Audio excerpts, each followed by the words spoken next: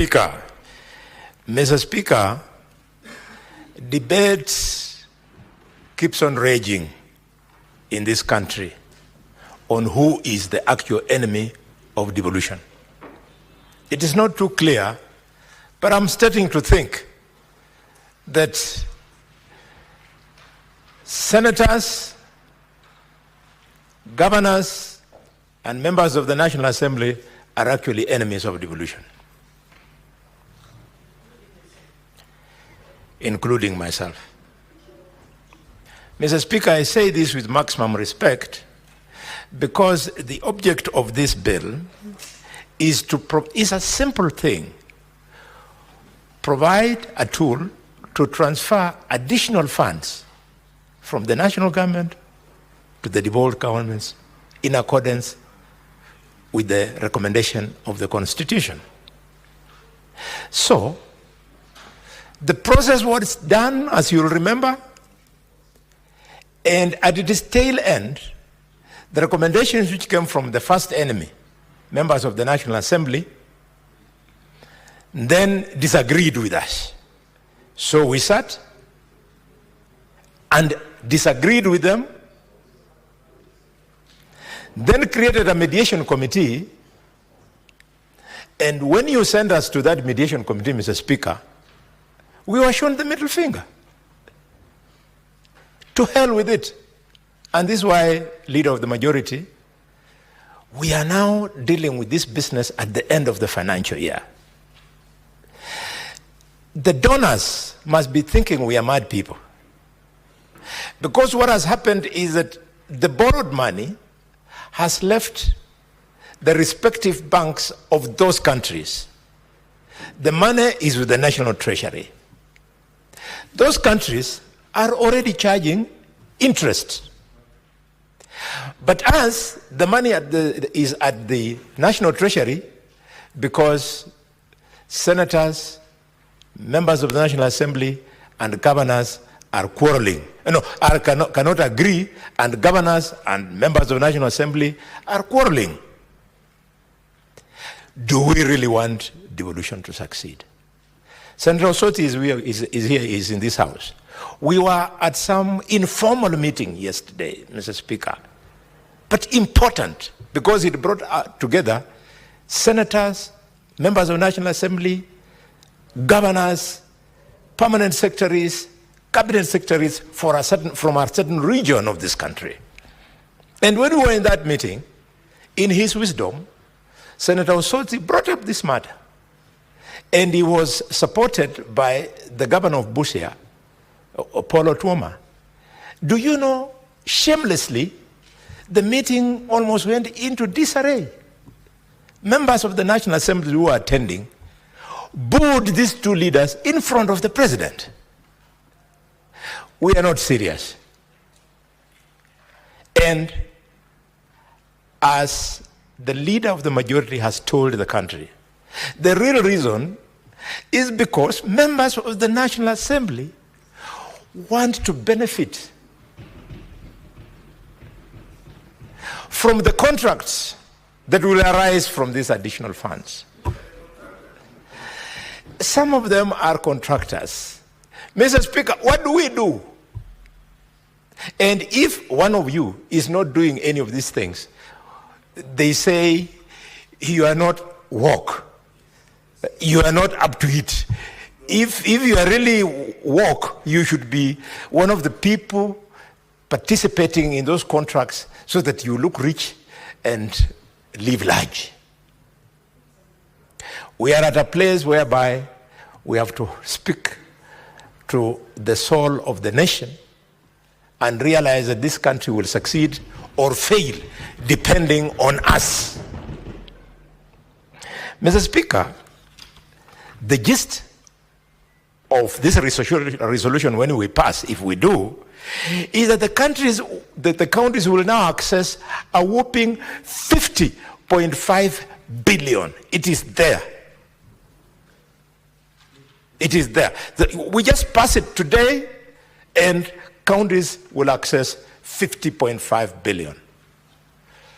Why would a member of the National Assembly not support that money going to the county where he comes from? And all counties are benefiting.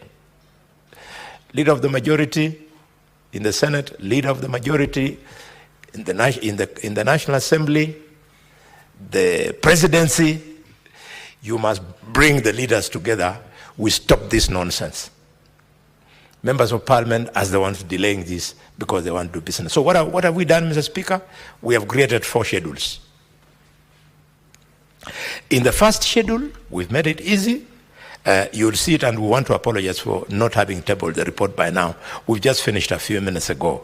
In the first schedule, Mr. Speaker, we have put 7.5 billion, which is the additional allocations that come from the national government as a share of revenue raised nationally. I'll go to the specifics. Then in the second schedule, we've made it easy. We have segregated the 10.5 billion shillings that governors and MPs are fighting over the road maintenance levy. That we have created a second schedule for clarity. And in the third schedule, we have put money that is realized from court fines that are collected at various points where we have courts in the counties. And in the final schedule, we have then created a schedule showing the loans and grants. Having simplified it that way, Mr. Speaker, we have taken the first important step which we are asking this House to support this morning. Namely, we have removed from the bill any mention of that thing, road maintenance levy. It is a debate that cannot end. We have removed it completely from the bill. Until the courts have made a decision.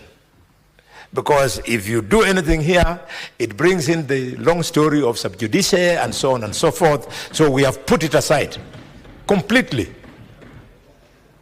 Then we have remained with those 3 schedules.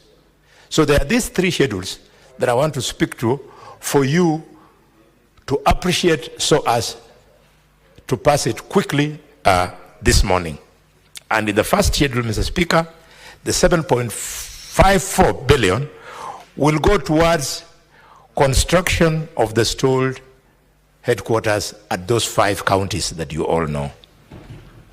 The second one will go to CAIPs, County Aggregated Industrial Parks. They are going to be undertaken in only 19.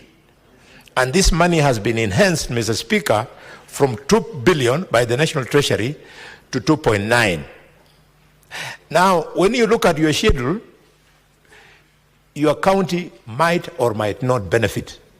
So don't slow down the process by saying, okay, my county has not benefited and therefore I'm not going to support. It is because the National Treasury, and we have agreed with them as a committee, has phased out this process because the money is not enough.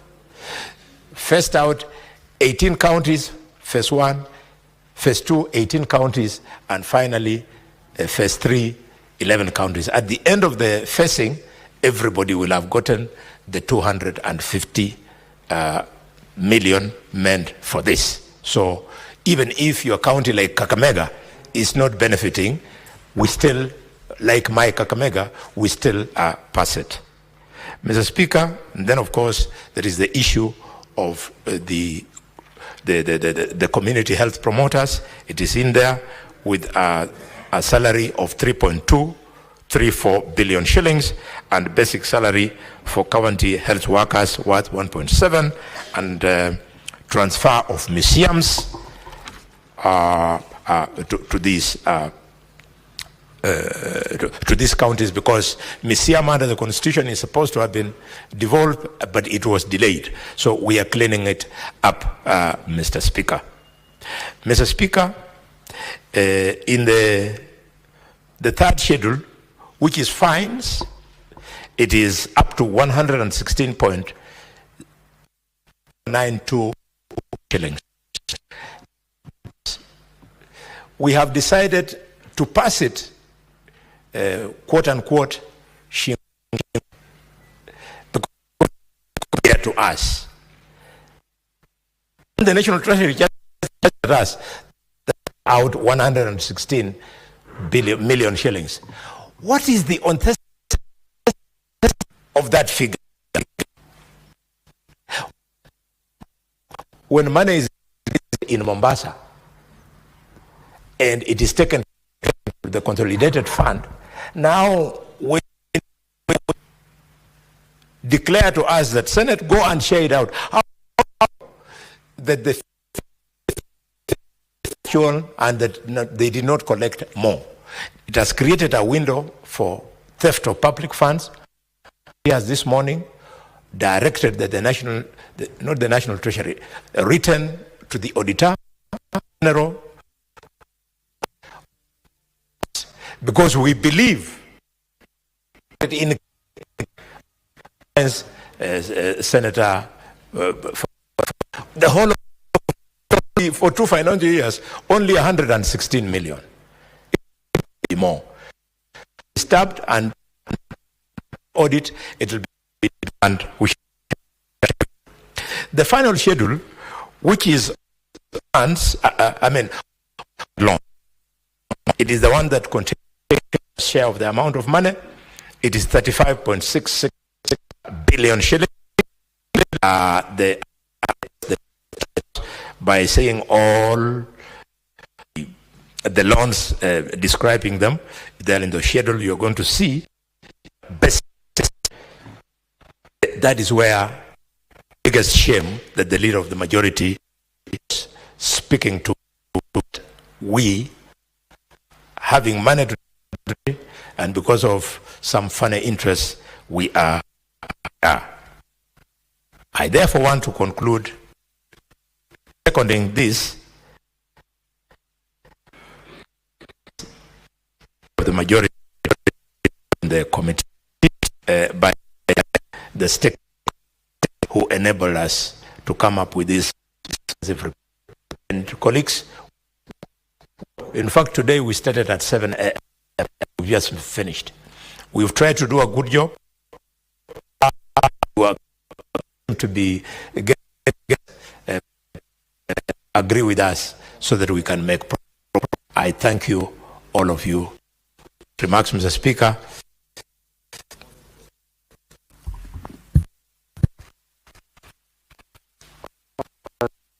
To put the question that the county government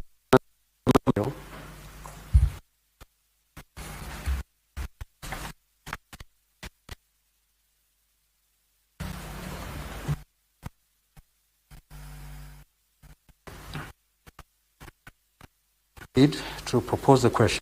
The County Government's Additional Allocations Bill, Senate Bills number 1 of 2025, is now read.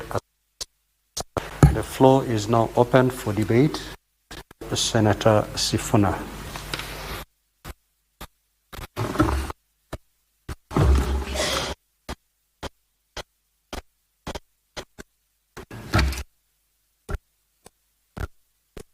Speaker, I will suffer the lead of majority. We are out of the committee on committee has the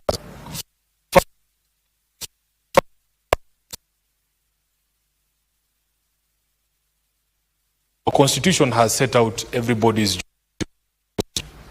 job is clear in the constitution. Classification are going to be done by the county classification. I am very proud as SG of ODM that my leader and my party